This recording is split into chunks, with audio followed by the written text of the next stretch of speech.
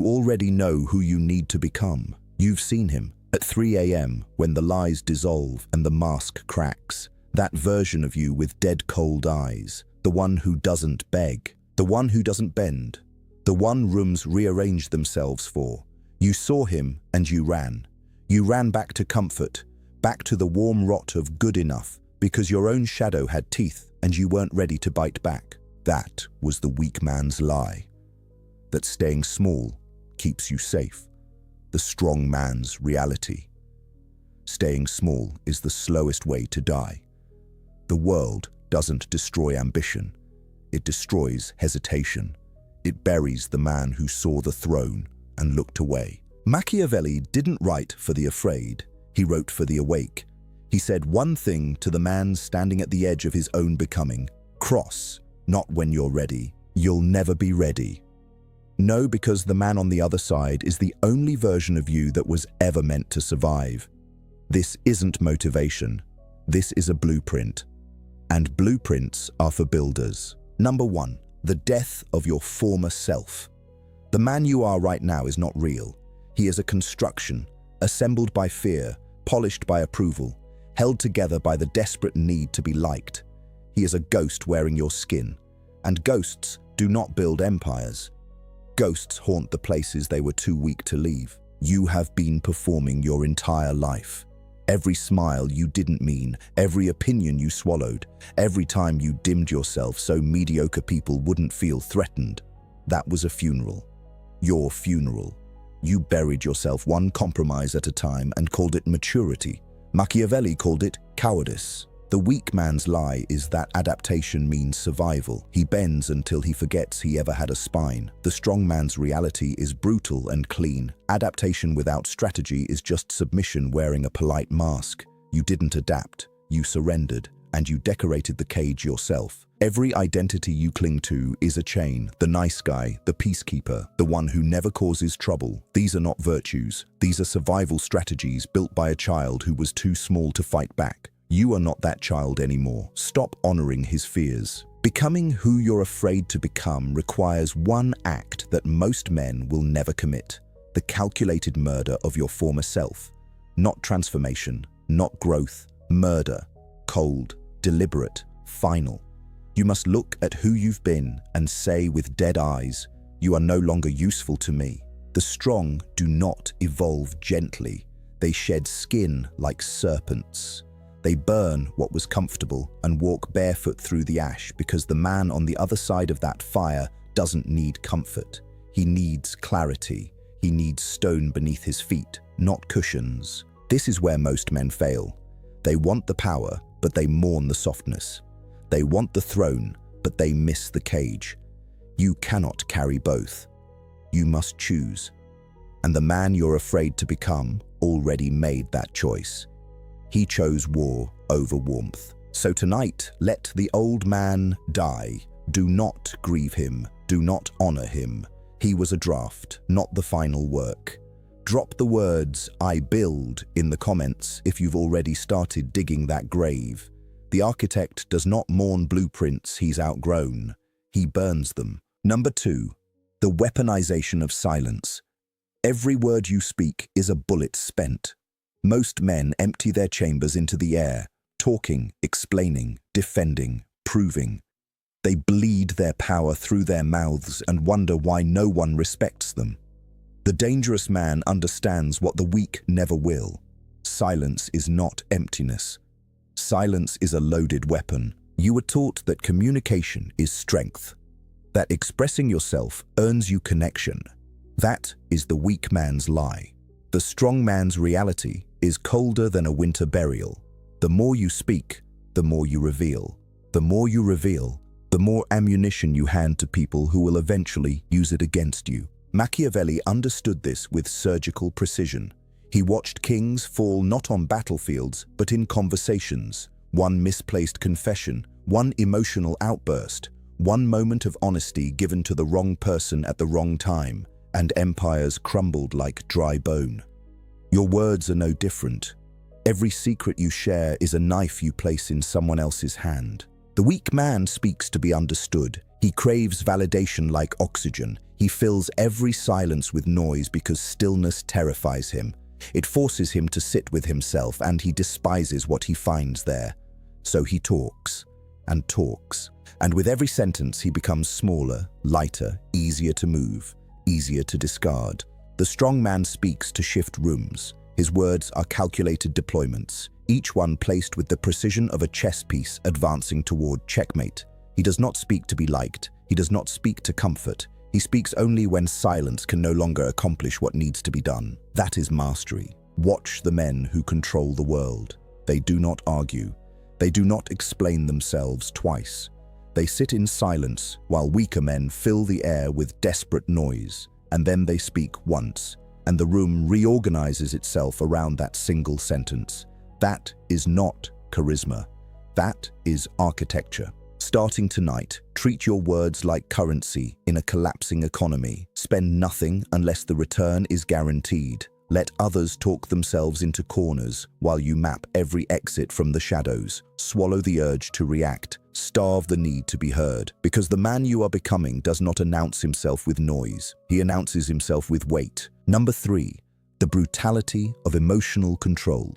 Your emotions are not your allies. They are wild dogs chained inside your chest, loyal to no one, obedient to nothing, waiting for one crack in your discipline to break loose and destroy everything you have built. The man who trusts his emotions is a man building his empire on quicksand. The world sold you a beautiful poison. That feeling deeply makes you human. That vulnerability is courage. That wearing your heart on your sleeve invites love. That is the weak man's lie, gift wrapped in therapy language and soft philosophy. The strong man's reality cuts deeper. Vulnerability without strategy is self-destruction dressed in noble clothing. Machiavelli watched men of extraordinary talent collapse, not because they lacked intelligence, but because they could not govern what they felt. Anger made them reckless. Love made them blind. Fear made them obedient. Every emotion unchecked became a doorway through which enemies walked in smiling and left carrying everything of value. The weak man reacts. Something hurts and he erupts. Someone betrays him and he bleeds publicly. He calls it authenticity. He calls it being real. But authenticity without control is just chaos wearing a crown it never earned. The world does not reward the man who feels the most. It rewards the man who governs what he feels with iron precision. The strong man feels everything the weak man feels. Make no mistake, he is not numb. He is not hollow. He is a furnace with a locked door. The fire rages inside, but nothing escapes without his permission. Every reaction is chosen. Every expression is calculated. Every silence, where emotion should have exploded, is a victory most men will never taste. This is not suppression. Suppression is a dam that eventually breaks. This is transmutation, the ancient discipline of converting raw emotional energy into fuel for decisions that reshape your reality. Rage becomes strategy. Grief becomes clarity. Fear becomes the map that shows you exactly where your weaknesses hide beneath the surface. Tonight, make a covenant with yourself that is colder than anything you have ever promised. You will no longer be governed by what you feel. You will govern what you feel. You will sit inside the storm with dry eyes and a still spine, while lesser men are swept into the wreckage of their own undisciplined hearts. That is the price of becoming untouchable. Number 4, the architecture of strategic isolation. Loneliness is a wound. Isolation is a weapon. Most men cannot distinguish between the two, so they surround themselves with anyone willing to stay, collecting warm bodies like trophies, mistaking proximity for loyalty and companionship for strength. That confusion alone has destroyed more powerful men than any enemy ever could. The weak man's lie is that connection equals safety, that having people around you means you are protected, valued, supported. The strong man's reality is a blade dragged slowly across that delusion. Most people in your life are not there for you. They are there for what you provide. Remove the provision and watch the circle collapse like a house built on dead air. Machiavelli observed courts filled with smiling faces and empty loyalties. He studied men who surrounded themselves with advisors who told them only what they wanted to hear. Those men felt loved. Those men felt secure. Those men are footnotes in history, erased by the very hands they trusted to hold them up when the storm arrived. You are not lonely because you are alone. You are lonely because you have been surrounded by the wrong people for so long that you forgot what it feels like to stand in your own silence without flinching.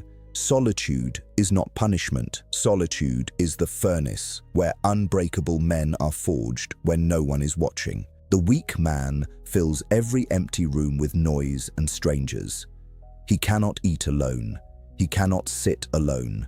He cannot face a single evening without distraction because the silence asks questions he has spent his entire life running from. Who are you without an audience? What remains when the applause stops and the room goes dark? The strong man already knows the answer. He has sat in that darkness and found something the weak never will, himself. Not the version built for public consumption, not the mask crafted for survival, the raw, undecorated foundation beneath every performance. And that foundation does not need company, it needs architecture. It needs purpose built in silence and executed without applause. Cut the dead weight tonight, not with anger, with precision. Examine every relationship with the cold eyes of an auditor reviewing a failing balance sheet. Who adds value? Who drains it?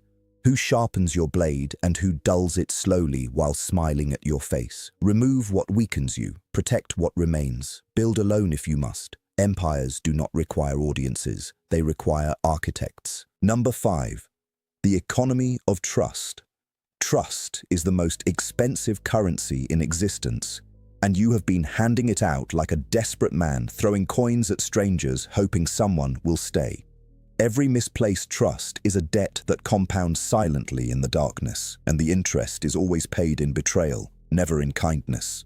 The weak man's lie is that trust must be given freely to receive it in return, that openness invites openness, that if you show someone your throat, they will show you theirs. The strong man's reality is a morgue filled with men who believed exactly that, who extended their hands in faith and pulled back nothing but stumps. Machiavelli did not despise trust, he despised the reckless distribution of it. He understood that trust is not a gift, it is an investment, and every investment demands evidence, returns, and a calculated exit strategy before a single coin is placed on the table. Anything less is not generosity, it is gambling with your own destruction. You have trusted people who did not earn it. You handed them your fears, your plans, your wounds, and they stored every piece like ammunition in a vault they would open the moment it became profitable to destroy you. That was not their failure, that was yours. You armed your own enemies and called it friendship. The weak man trusts with his heart. He feels a connection and surrenders everything, history, secrets, vulnerabilities, before the other person has proven they can carry a glass of water without spilling it. He mistakes intensity for loyalty. He mistakes words for contracts. And when the betrayal comes, he is shattered, not because the world is cruel, but because he refused to see what was always visible. The strong man trusts with his eyes. He watches patterns, not promises. He measures actions across time, not words across dinner tables. He gives trust in fractions, small, controlled, retrievable portions, and he watches what the other person does with each piece before releasing the next. That is not paranoia, that is engineering. From tonight, every person in your life operates on a ledger. No exceptions, no sentimentality. Family, friends, lovers, everyone earns their column, or they are removed from the books entirely. Drop "I build" in the comments if you understand that trust without evidence is just a beautifully written suicide note waiting to be signed. Number 6, the religion of discipline. Because motivation is a drug that weak men inject into their veins every morning just to function. They wake up searching for inspiration, scrolling, consuming, begging the universe for a reason to move. And when the feeling fades, they stop, they collapse, they wait for the next hit like addicts trembling in the dark. The weak man's lie is that you need to feel motivated to act. That action follows emotion, that you must be inspired before you begin. The strongman's reality is a steel corridor with no windows. Action creates emotion. Movement creates momentum. Discipline does not ask how you feel. Discipline does not care if you are tired, broken, or hollow inside. Machiavelli never wrote about motivation, not once. He wrote about systems, structures, calculated repetition executed without hesitation. He understood that empires are not built by men who feel like building. They are built by men who build regardless. When it rains, when it burns, when every fiber of their being screams to stop and rest.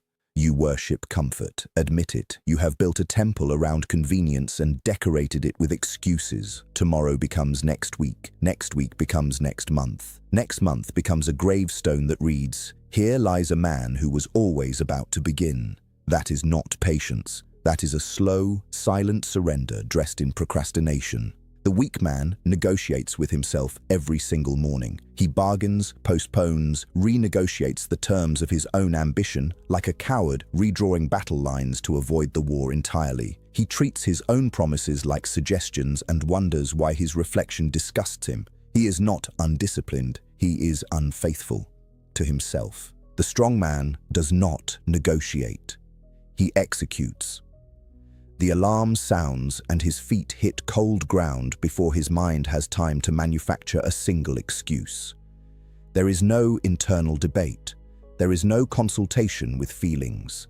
There is only the next task, the next stone, the next step toward the man he is constructing with his own bleeding, calloused hands. Discipline is not a habit. It is a religion.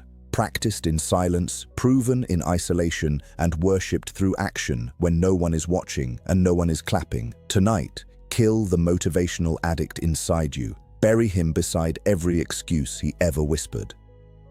The architect does not wait for inspiration. He picks up the hammer and builds in the dark. Number 7. The mathematics of sacrifice. Everything you want sits on the other side of something you refuse to give up. Every dream you whisper about at night is guarded by a price you have looked at, calculated, and quietly walked away from. You do not lack opportunity.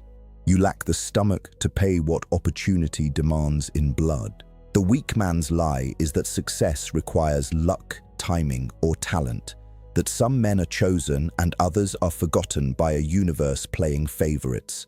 The strong man's reality is a butcher's ledger. Success is a transaction, cold, mathematical, and absolute. You place what you love on the table, and the universe decides if your offering is sufficient or if you must cut deeper. Machiavelli watched princes lose kingdoms not because they were weak in battle, but because they were weak in sacrifice. They wanted the crown but refused to surrender comfort. They wanted loyalty but refused to surrender pride. They wanted empires, but kept negotiating the cost like merchants haggling over pennies while their thrones burned behind them. You are doing the same. You want the body, but you refuse to sacrifice the pleasure. You want the wealth, but you refuse to sacrifice the sleep. You want the respect, but you refuse to sacrifice the version of you that people find comfortable and convenient.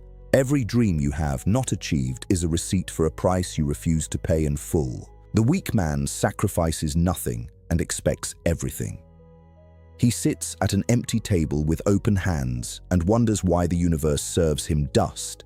He calls it unfair, he calls it rigged, he calls it everything except what it truly is.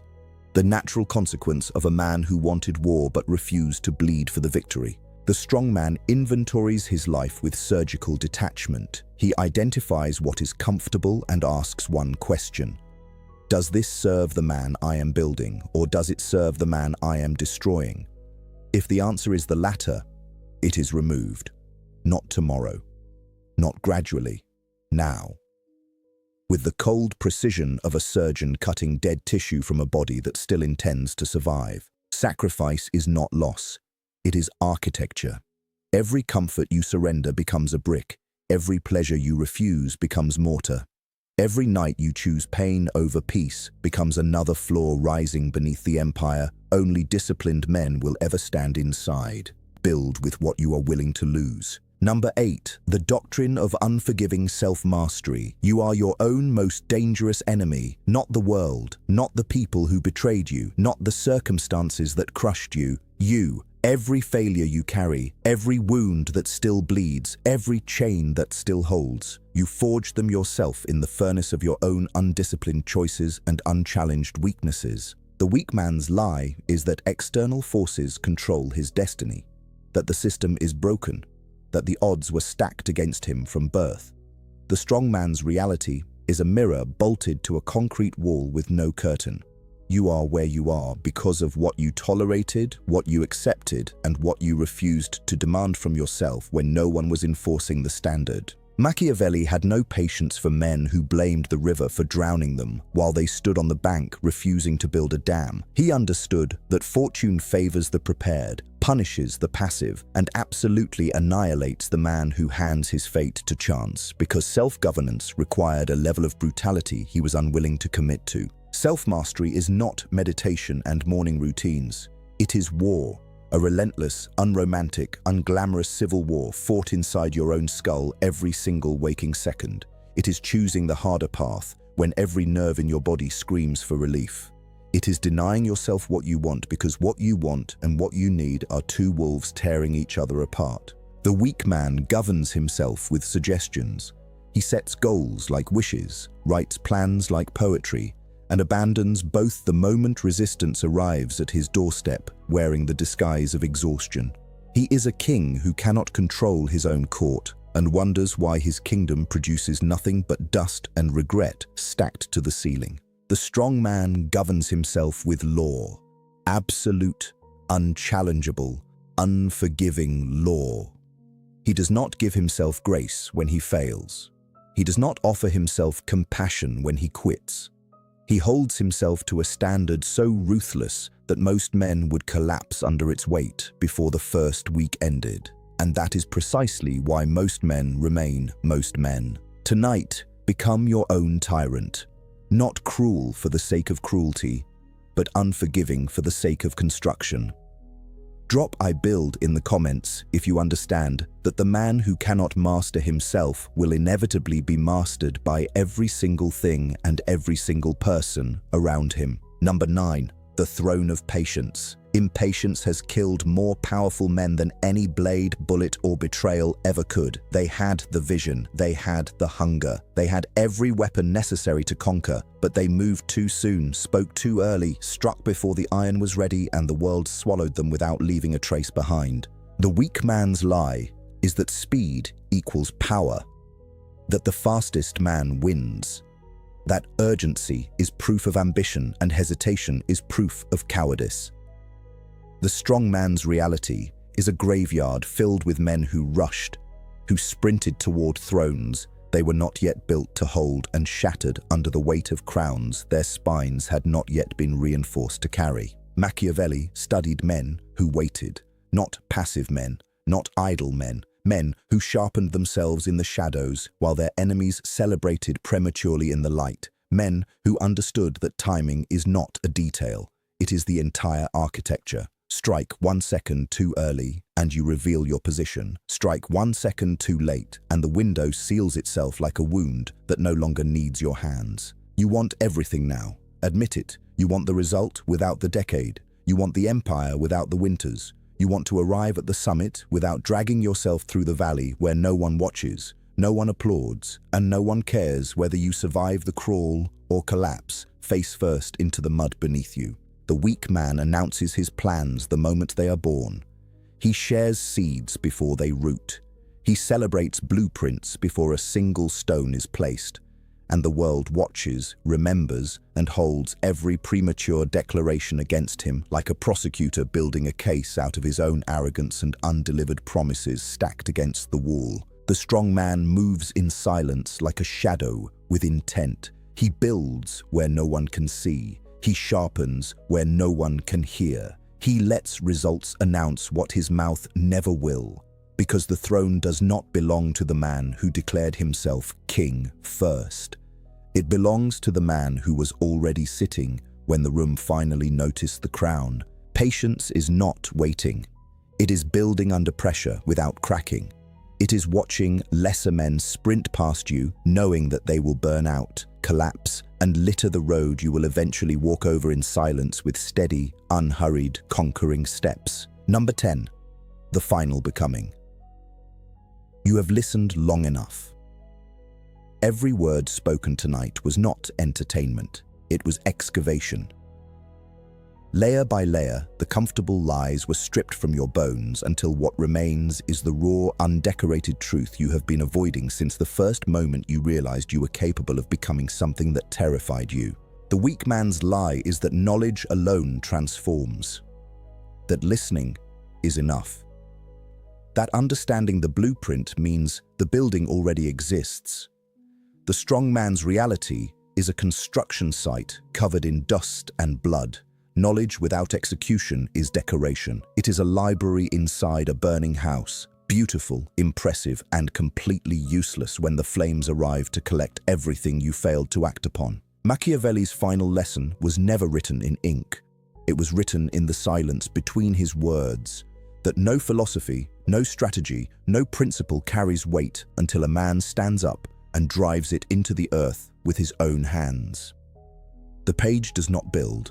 The man builds. The page only remembers what the man was willing to become before the world told him to sit down. You came here tonight as one man. You leave as another, or you leave as nothing. There is no middle ground. There is no partial transformation. You either cross the threshold completely, or you remain standing at the door for the rest of your life, watching the man you are afraid to become is not waiting for you.